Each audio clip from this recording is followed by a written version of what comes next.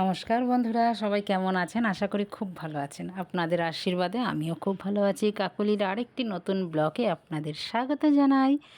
আজকে এক অথেন্টিক রান্না করব। কি রান্না করব জানেন? চলুন বাগানে যাই। রোজ রোজ তো বাজার থেকে সবজি এনে কিনে খাই। আজকে বাগান থেকে সবজি তুলে আজকে রান্না করব। তো দেখুন আমার বাগানে কত ফুল ফুটেছে। আর কালকে তো ঝড়ে বৃষ্টি হয়েছে। বৃষ্টিতে পুরো ছাদে জল জমে গেছে। আগে এই জলগুলো পরিষ্কার করব। আর যেহেতু দুদিন তিন দিন ধরে পর পর বৃষ্টি পড়ছে, আর আমার ডাঁটা গাছগুলো কিন্তু ফুলে ফেঁপে উঠেছে। একদম বড় বড় যেমনি শাকগুলো লকলক করছে, দেখলেই তো মনে হচ্ছে জিভে জল এসে গেছে। আর এখানে কিন্তু বাগানে ফুল তো অঝরে ফুটেই যাচ্ছে, ফুলের তো আর বিরাম নেই। মানে আমি নিজেও না কল্পনা করতে পারিনি কোনো দিন যে আমি যে এই জবা ফুলগুলো যে লাগাবো, যে এতটাই জবা ফুল হবে। এখনও অবধি প্রতিদিন 3টে 4টে করে জবা ফুল হয়। সাদা জবা ফুলের তো তুলনা নেই। কখন আমি এইখানে রাখি, কখন আমি ওইখানে রাখি। ছাদটা আজকে পরিষ্কার করতে হবে। আগে চলুন ডাঁটাটা তুলে নিই। ডাঁটা, লঙ্কা, ভেন্ডি, ঝিঙে তো অভাব নেই। অনেক ডাঁটা আজকে পেয়েছি। দেখুন এই ডাঁটা শাকগুলো দিয়ে খাবো শাক, আর ডাঁটাগুলো দিয়ে খাবো মাছের ঝোল। চলুন, টেস্টই আলাদা হবে। আজকে রান্না করব কি জানেন? না না না, পুরো ভিডিওটা দেখতে থাকুন। চলুন আগে কাটাকুটিটা করে নিই। কাটাকুটি করে তারপরে যদি রান্না করতে বসি, তবে কিন্তু রান্না মিনিটের মধ্যেই হয়ে যায়। আমি এই কাজটা আগে করি। কাটাকুটি হয়ে গেছে, বাগানের থেকে পরিষ্কার করে জল সব কাচিয়ে তারপরে চা খেলাম আবারও 1 কাপ। সকাল থেকে এখন 2 কাপ চা হয়ে গেছে, আরও যে কতবার হবে জানি না। মা যে বড়িগুলো দিয়েছে, বড়ি আজকে রান্না করব। তো অনেক দিন বড়ি কিন্তু আমরা খাই না। বড়ি লাস্ট পর্যন্ত ছিল, 1 কৌটো এখনও আছে। 1 কৌটো থেকে আজকেই রান্না করছি অনেক দিন পর।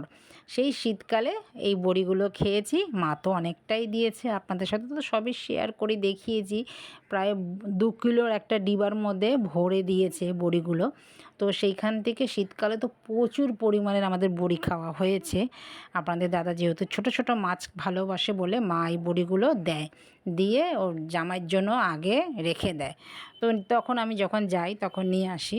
এখন তো আর যেতে পাই না। আমাদের গাছে কত কাঁঠাল এঁচোড় হয়েছে, যেতেই পাচ্ছি না। এত কাঁঠাল এবার এঁচোড় এখনও খাইনি, এবার কিনে খাবো। তো এখানে বড়িগুলো সব ভেজে নিলাম। এবার শাক বানাবো। শাকগুলো কুচি কুচি করে কেটে নিয়েছি। এগুলো তো নোটে শাক, খেতে খুব ভালো লাগে। কালো জিরে ফোড়ন দিলাম, লঙ্কা ফোড়ন দিলাম, দিলাম অনেকটা রসুন। বড়ি তো ভেজেই রেখেছিলাম, দেখেছেন। এবার দিয়ে দিলাম শাকগুলোকে, দিয়ে এবার ভালো করে নুন, যেমনি হলুদ দেই সেটাই দেব, দিয়ে ঢেকে ঢেকে ভালো করে একদম শাকটাকে ভাজা ভাজা করে দেবো। এই শাকটা খেতে যে এতটাই ভালো লাগে, শুধু শাক দিয়েই ভাত খাওয়া হয়ে যাবে, আর অন্য কোনো তরকারি এর সাথে লাগবেও না। তো আমার তো ঘরে তো বাচ্চা আছে জানেন, আপনাদের দাদাও মাছ ছাড়া ভাত খেতে পারে না। তো মাছ তো আমাকে রান্না করতেই হবে। আমি যদি একা খেতাম তবে আমি শাক দিয়ে আজকে পেট ভরে ভাত খেয়ে নিতাম। যেহেতু আমার রান্না করতেই হবে, আপনাদের দাদা আবার শাক খেতে পারে না, খায় একদম অল্প। দেখুন আমার শাক কতটা নিয়েছি, হয়ে গেছে একটুখানি। তার মধ্যে দিয়ে দিলাম বড়িগুলো ভেঙে।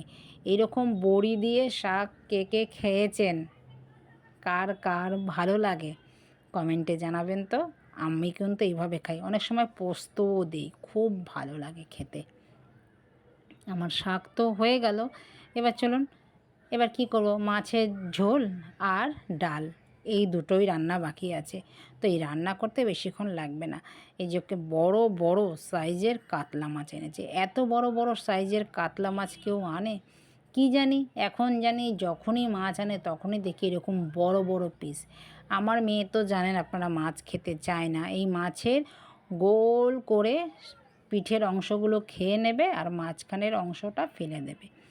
এবার পুরো মাছটাই কিন্তু ফেলা যায়, কী যে গায়ে লাগে না। কতবার করে বলি দাদাকে যে ছোট ছোট করে মাছটা আনবে। দাদা খায় ঠিক আছে, পেটিটা খায় ঠিক আছে, কিন্তু গাদাগুলো তো আমার মেয়ে খেতে চায় না। এবার আমার মেয়ে যখন খায় তখন তো আর আমি খেতে বসি না। মেয়ে স্কুল থেকে এসে 5টার সময় খায়, আবার যাওয়ার সময় খেয়ে যায়, তখন তো আমি আর কাজেই ব্যস্ত থাকি, তো মাছটা না ফেলাই যায়। আর সেই মাছটা রেখে দিলে দেখবেন সেটা কেমন একটা পানসে টাইপের হয়ে যায়, এতক্ষণ থাকে তো ভাল লাগে না, ওটা ফেলাই যায়। তো কি বলবো আর বলুন, বেটা ছেলেদের বলে কি আর লাভ হয়। চলুন এখানে মাছের ঝোলটা, আবার মাছ তো ভাজা মানে ভাজা হয়ে গেল আমার, দেখলেন বেশ কড়া করেই মাছটা ভেজে নিলাম। এখানে দিলাম কালো জিরে ফোড়ন আর গাছের ডাঁটা আর আলু দিলাম। আলুটা একটু ভাজা ভাজা, ডাঁটাটা ভাজা হওয়ার পর দিয়ে দিলাম নুন। নুন দিয়ে আরেকটু ভাজবো, দেবো এবার মশলা। মশলার মধ্যে কি দেব, মশলার মধ্যে আমি কিন্তু বেশি কিছু মাছের ঝোলে মশলা দিই না। ওই হলুদ, নুন আর হচ্ছে লঙ্কা বাটা, এই 3টে জিনিসই আমার মাছের ঝোলে সব সময় আমি দিই, আর অন্য কিছু আমি দিই না। এবার অন্য মাছ হলে তখন একটু আদা বা একটু জিরে বা একটু ধনিয়া দেই, সেটা অন্য রকম রান্না করলে। কিন্তু এই ডাঁটা দিয়ে ধনে পাতা দিয়ে রান্না করলে শুধু লঙ্কা, হলুদ, নুন দিই, আর এছাড়া কোনো মশলাই আমি দিই না। এই ঝোলটাই আপনাদের দাদা খেতে খুব ভালোবাসে, শুধু লঙ্কা আর হলুদ আর নুন দিয়ে। দেখুন আমার একদম মশলা কষানো হয়ে গেছে, একদম তেল ছেড়ে এসেছে। একটু ধৈর্য ধরে রান্না করলে রান্না কিন্তু খুব টেস্ট হয়, দেখবেন।